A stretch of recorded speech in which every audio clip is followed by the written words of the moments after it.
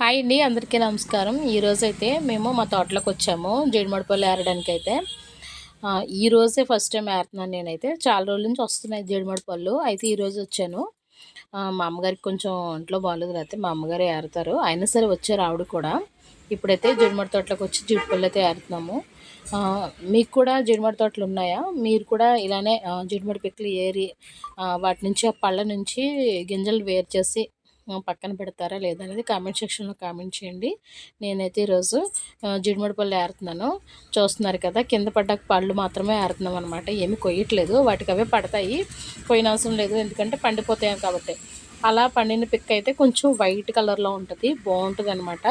కొనుక్కునే వాళ్ళు కూడా బాగున్నాయి అనుకుంటారు. కొన్ని పిక్కలు అయితే మనకి ఆకుల్లో కింద పడిపోయి ఉంటాయి.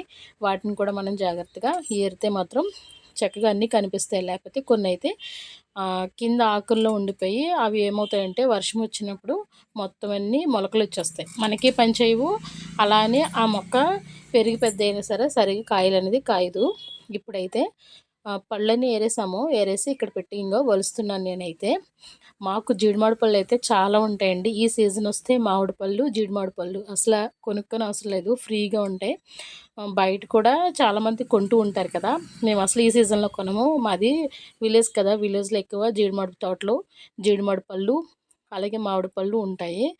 ఈ పిక్కలు తీసేటప్పుడు చూడండి, వాటి రసం ఉంటుంది కదా, వాటి రసము తర్వాత ఆ పిక్కలకు అంటుకున్న తుక్కు చెత్త అంతా కూడా చేతులకు అంటుకుంటుంది. వాటి నుంచి వచ్చే రసం కూడా డ్రెస్కి అయితే కనుక మరకలు అయిపోతాయి అన్నమాట. కానీ ఆ తర్వాత పిక్కలు వస్తాయి కదండి, డబ్బులు కూడా వస్తాయి. ఇప్పుడైతే ప్రజెంట్ కేజీ వచ్చి 145 రూపీస్ ఉంది. మేము ఇచ్చే టైంకి 145 రూపీస్ ఉంది. వీటి మనం ఏం చేయాలంటే నెక్స్ట్ డే మళ్ళీ వాటిని ఎండలో ఆరబెట్టేసి ఈవినింగ్ అమ్మేసుకోవచ్చు. లేకపోతే ఆ రసంతో ఉండి పిక్ అనేది అసలు సరిగ్గా కనిపించదు, చాలా చండాలంగా కనిపిస్తుంది అనమాట.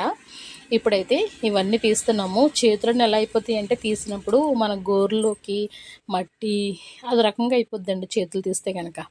కానీ చిన్నప్పటి నుంచి అలవాటు మాకు ఇలా తీయడం అనేది, అందుకని తీస్తున్నాము. ఇదేం పెద్దగా అసహ్యంగా ఏమి అనిపించదు, ఎందుకంటే తీసినప్పుడు చేతులు వేరే అయిపోతాయి కదా, చూడడానికి మాత్రం అదోలా అనిపిస్తుంది. సో మీకేమనిపించిందో కామెంట్ సెక్షన్లో కామెంట్ చేయండి. Thank you so much.